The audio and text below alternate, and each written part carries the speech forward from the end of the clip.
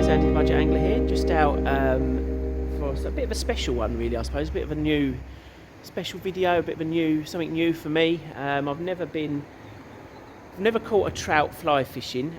Where I live, the bylaws permit fishing for trout with artificial flies only, so you can't lure fish, you can't bait fish or use worms, which I believe some other regional bylaws permit. It's artificial flies only. After the success of a few weeks ago catching those little roach and rudd in that pond, I thought, well, I've caught a fish now on the fly, so let's go and try something serious. So I'm down at the chalk stream, where I don't think I've ever fished here with bait and not caught a trout, despite trying hard not to catch them, like using tiny baits and fishing for the roach here, which I know there are a few. So yeah, got some flies I've tied myself. Got some flies that I was kindly given by Stuart. He's a friend of mine who kindly arranged for me to go fishing at Thornwood Springs, where I caught my very first trout ever. And he's given me some flies that his dad tied many years ago, and so I'm absolutely indebted to Stuart for those. They look fantastic, and I'm going to put a lot more faith in those than the ones I've tied myself. I've probably tied about 10 flies since I started tying this week, and none of them are exactly good looking or even any discernible, recognisable pattern. So yeah, thanks Stuart, just dedicating this video to you, mate. Really appreciate it, and I mean, it means a lot to use some flies tied by your dad, so that's great. So thanks Stuart for that, and hopefully I'll try and get a fish for you now.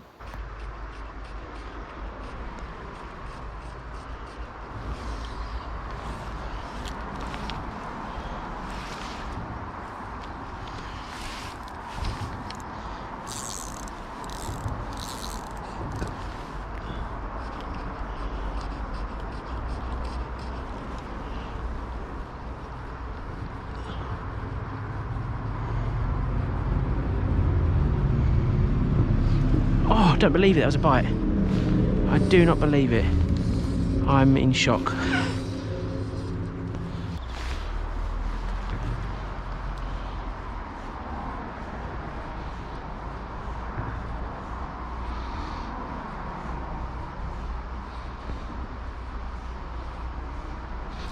Oh, that was mental.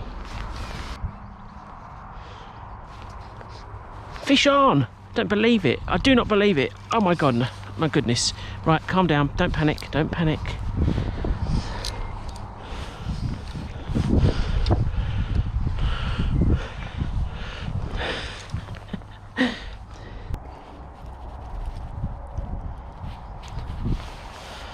Well, there you go, guys. My first ever wild brown trout caught on a fly. That was just on a little tiny nymph.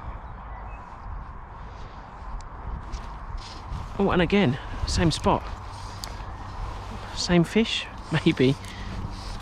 Don't know how aggressive they are. Maybe a little bit different.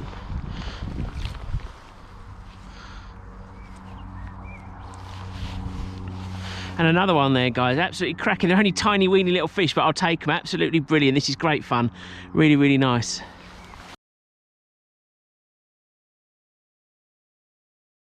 Well, cracked it. Two fish in 2 casts. Absolutely brilliant. They're only tiny little trout, but I'll take them. It's so much fun. Nice to be back out on the river again. Obviously, it's closed season for coarse fishing, so pretty much got the place to myself. And yeah, new discipline of fishing. Absolutely brilliant. I lost one of my own tied flies in the tree, so went back to Stuart's, and this was caught one of Stuart's flies. It's about size 12. It's like a green-headed nymph with copper wire sort of ribbing on it, or winding, or whatever they call it. And those first few bites I had were on a red buzzer with orange cheeks. And I'll show you that fly, and I'll show you the fly I'm using now, and then I'll show you the buzzer as well, which was a massive one. Yeah, there you go, guys. That's it then. It's yeah, you can see it's got like the sort of like little feather-like wings there. It's got a slightly green iridescent sort of thorax and maybe a bit of the head is going into a bit of the head. It's wrapped with copper wire, so it sinks. It was a barbed one, but I just crushed that down with a pair of forceps slightly, just because I know they're lots of small fish in here. I don't want them to gill themselves or something. Yeah, it's about size 12, which is massive really for here. I normally come down here when I'm coarse fishing here with an 18. So yeah, I'll just show you the buzzer, which was even bigger, and I suspect that's why I didn't hook into the fish that sort of nipped at it, because they probably couldn't fit it in their mouths. They're the flies that Stuart gave me, so you can see he's given me a massive selection of flies there. And when I look in there, I feel like a kid in a sweet shop. You know, it's absolutely amazing. And yeah, so the one that I caught on was that one there. You can see it wiggling. That there, it's a red buzzer with gold silver wire wrapping around it to make it sink, and a little red head and little sort of orange feather cheeks. So yeah, I don't know if that'll photo. There you go. Yeah, brilliant, absolutely brilliant. So thank you again, Stuart, for these. I mean, just look at that. What a fantastic selection. And it's been the sort of the ones with the least dressing and the more dull flies that have caught the fish. But yeah, I can't wait to sort of start trying all these out and seeing what works and what doesn't. It's great fun. Well, no more bites so far. I've just had me lunch, cheese and tomato sandwich and a packet of Watsits for those that are interested. And I'm going to change flies. So when I was sitting up by the weir where I was eating, I noticed two small flies, I suppose you'd call them, I don't know what they are, thrips or gnats or midges, maybe not midges, but they sort of actually hatched out of the water. They actually came through the surface and flew away, which is quite a feat really, considering they were in moving water, and were, you know, if they left it any later they would have gone over the weir. So yeah, now it's warming up. It's been really sunny all day. I think, you know, that it's probably induced a few insects to get hatching, which I think, you know, obviously you're trying to go by the advice that you get and stuff like that, match the hatch and all that. I'm going to go. They were very pale grey kind of flies from the light that I could see them in anyway. So I'm going to try something a bit paler. Interestingly, I haven't seen a single fish rise, and it's probably the first time I've coarse fished here loads and never not seen little fish rising, especially on a couple of spots where I always know you're likely to get a rise, and I haven't seen any. I mean, obviously I've had the two little trout and a couple of bites as well, so the fish are there and they're feeding. So I wonder if maybe they're kind of near the bottom getting these like larvae as they kind of start to pupate or emerge. So I'm going to try another buzzer and maybe a bit of a paler one, but hopefully I can get a couple more because it's still only lunchtime.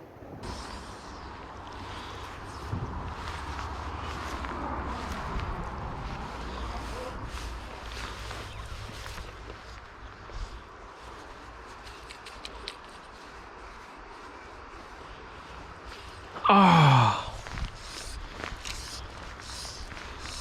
Well, there you go, guys. Another little trout. Didn't get it on the GoPro, unfortunately. It was a really spectacular take. He jumped right out of the water. Absolutely brilliant. It was just on that same little fly. I've been swapping and changing all day, but that's the one that's brought the fish. So I'm absolutely chuffed to bits with that.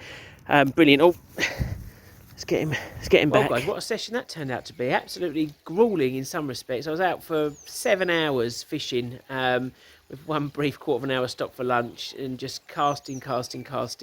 My arm is a bit knackered. I'd forgotten how exhausting fly fishing can be, but well happy with that. I mean, 3 trout, the first time of asking, wild trout on a river, on a chalk stream.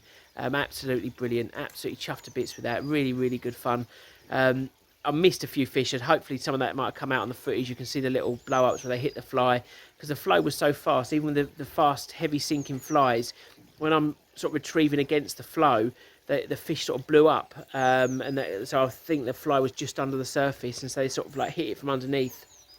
But yeah, I mean, loads to learn still, and you know, I think my technique can be improved, and probably I should have gone later and sort of fished into the twilight, because I think there's loads and loads of insects all sort of coming out now. I'm back home in the garden, and then I can see loads of little creatures and that sort of coming out of the pond. So that's definitely worth thinking about.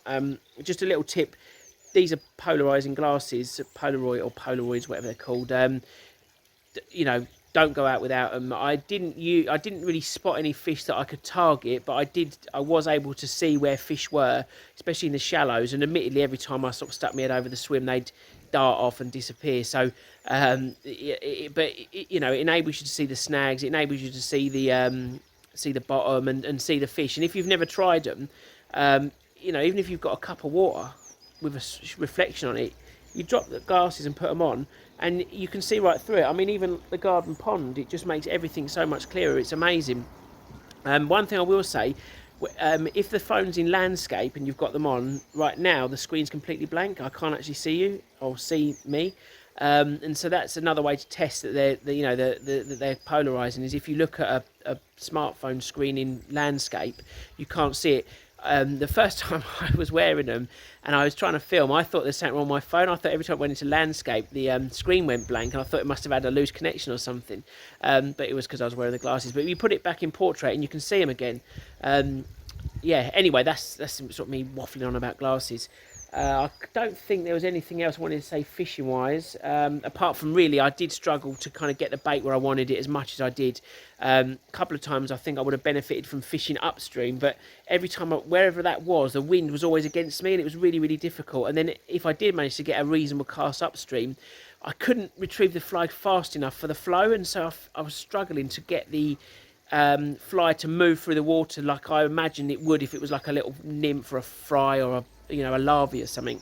So yeah, loads to learn, but I'm really pleased I got some fish, and it's really sort of gives you a boost, doesn't it? So I'll be back out trying that. Gonna hopefully you'll see a few more fly fishing videos popping into the repertoire, because it really was great fun and I really enjoyed it. And obviously thanks again, Stuart, for the flies. All the fish came on one of those little brown nymph things that had like a little iridescent tail, brown sort of like a dubbing wrapped around it, and brownish copper wire. So it's quite a dark fly, then just with the iridescent tail, and it just had a couple of little feather wings, or maybe like a little hackle at the front.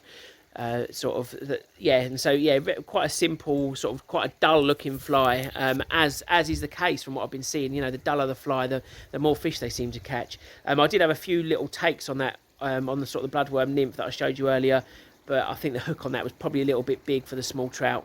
So anyway, I've waffled on enough. Thank you very much for watching. I really appreciate it. If you enjoyed this, please hit the thumbs up. Please give it a share across your social media. I'll be much obliged, and I'll see you guys in the next one. Cheers guys, fish on.